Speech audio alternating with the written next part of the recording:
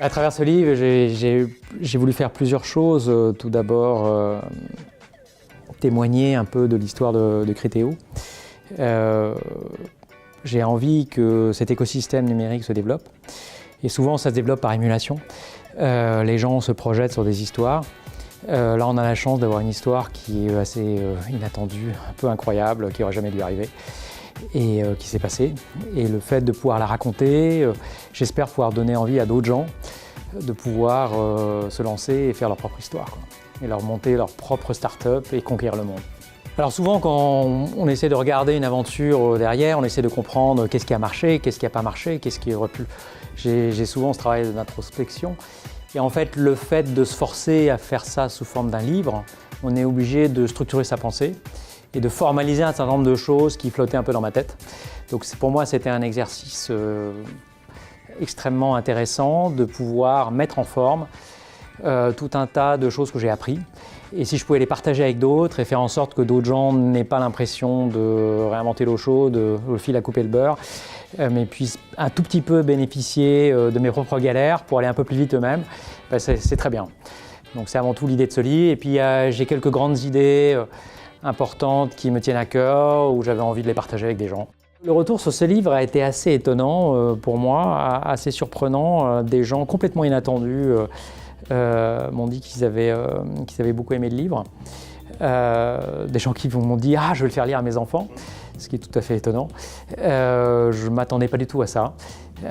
Bon, je savais qu'il y avait un petit public dans mon domaine, que ça allait intéresser forcément l'histoire de Criteo. Mais en fait, je me suis rendu compte que ça touche une cible beaucoup plus large. Et en fait, des gens qui ont dans un coin de la tête, un jour, caressé l'idée de monter l'entreprise, il y en a beaucoup, beaucoup. Il y en a très peu qui le font. Il y en a encore moins qui ont la chance d'avoir un succès.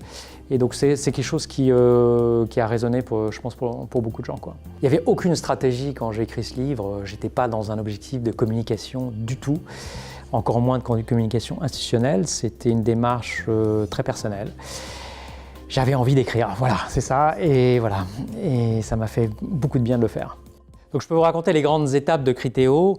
Bon, il y a toujours une idée au départ, mais finalement, ce n'est pas très important l'idée. C'est juste ce qui donne l'impulsion de départ de dire ça y est, je démarre, je fais mon entreprise. Et donc il y avait l'idée que le web était mal organisé et que si on pouvait prédire ce qu'allait intéresser les gens, on allait pouvoir aller au-devant de leurs attentes. Donc ça, c'était vraiment l'idée de départ. Et au départ, j'ai appliqué cette idée notamment aux films de cinéma où il y a un énorme choix et les gens ont beaucoup de mal à choisir, quoi. Mais finalement, c'est relativement anecdotique l'idée. Ce qui a été probablement l'élément fondateur le plus important, c'est ma rencontre avec mes deux associés. Donc ça, c'est quelque chose que j'explique en détail dans le livre parce que ça s'est fait de manière complètement par hasard, inattendue. Il y a eu cette danse pendant un mois, on a essayé de se séduire mutuellement. Avec au début beaucoup de méfiance, hein, c'est le problème de beaucoup de créateurs d'entreprises, c'est qu'au début, chacun est calfeutré et a peur qu'on lui pique ses idées et veut en parler à personne. Au contraire, il faut s'ouvrir. Il y a beaucoup de choses qu'on doit faire qui sont en fait très contre-intuitives, quoi. Où il faut aller au-delà de ses propres barrières mentales, et sinon on n'y arrive pas, quoi. Ensuite, assez rapidement, on a levé des fonds, hein, ce qu'on fait dans les startups, c'est-à-dire on a pu injecter 3 millions d'euros pour, je dirais, concevoir le produit. Et là, à partir de là, tout est allé de travers. Pendant 3 ans, ça n'a pas marché du tout. On a essayé plein d'idées dans tous les sens, rien ne marchait, c'était un peu désespérant. Et donc on a connu vraiment des années de vache maigre. On a même failli déposer le bilan. Et finalement, miracle arrive, on trouve enfin, après 3 itérations, 3 pivots comme on dit dans notre jargon, on trouve enfin la bonne idée qui va marcher et surtout le bon moyen d'aller au marché. Parce que souvent, c'est le problème de beaucoup de startups, de sociétés en France, c'est que vous avez une bonne technologie, mais en fait, vous ne savez pas la vendre. Et en fait, il faut être capable d'avoir les deux, d'avoir une bonne technologie et de trouver le bon moyen de la vendre. Et une fois qu'on a les deux, évidemment, ça marche beaucoup mieux. Et là, donc ça, c'est au bout de 3 ans, on trouve enfin cette bonne idée. Et ensuite, l'aventure change complètement de nature. Il y a un décollage qui est extrêmement rapide. Au bout de 18 mois, on est présent dans pratiquement toute l'Europe. Et là, il y a un autre moment fort de l'entreprise, c'est la décision personnelle d'aller aux États-Unis, de dire on ne va pas faire un acteur européen, on va faire un acteur mondial. Et si on veut faire un acteur mondial, il faut commencer par les États-Unis. Si on veut être un leader mondial dans quoi que ce soit, il faut d'abord être un leader aux États-Unis. Et là, c'est comme recommencer à zéro, puisque j'arrive là-bas, je pose mes valises, je connais personne. Et il a fallu tout redémarrer et tout reconstruire, quoi. Donc ça a été, là encore, 2-3 ans au début très laborieuse aux États-Unis, où j'ai découvert la manière de travailler des Américains qui est complètement différente des Français. Ils sont vraiment pas câblés comme nous. Bon, une fois qu'on comprend, on y arrive, mais il m'a fallu pas mal de temps, quoi. Et je dirais ensuite le moment fort suivant, ça a été l'introduction en bourse.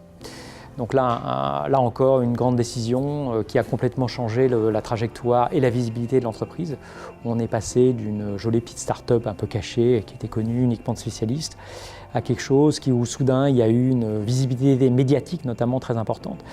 Les journalistes, la presse nous a découverts. Et voilà, et on vit cette période d'entreprise cotée en bourse maintenant depuis 3 ans. Alors la gestion de l'hypercroissance, parce que quand vous grossissez de plus de 100% par an, c'est ça pendant multiples années, tous les 6 mois, 1 an, il faut réinventer entièrement l'organisation, quoi. Et c'est assez compliqué, ça veut dire qu'il faut remettre en cause en permanence ses propres idées, ses propres préconçus. Parfois on y arrive bien, parfois on est obligé de faire des choix qui sont très difficiles, notamment des choix humains. Il y a des gens qui grandissent très bien avec l'entreprise, il y a des gens qui au contraire, ils sont très bons dans une petite structure de 50 personnes et ça marche plus bien quand on est 3, 5, 600 personnes. Et parfois on est obligé de faire des changements qui sont difficiles, quoi. Mais malheureusement, c'est la condition pour continuer à croître très vite. Et ça fait partie des décisions difficiles qui sont dans les mains du dirigeant, quoi. Alors le patronat français, c'est pas un bloc homogène où tout le monde est pareil, hein. Il y a toutes les sensibilités. Moi, ce que je vois surtout, c'est la différence entre une PME et une start-up. Et en fait, c'est essentiellement un problème culturel, d'état d'esprit du dirigeant.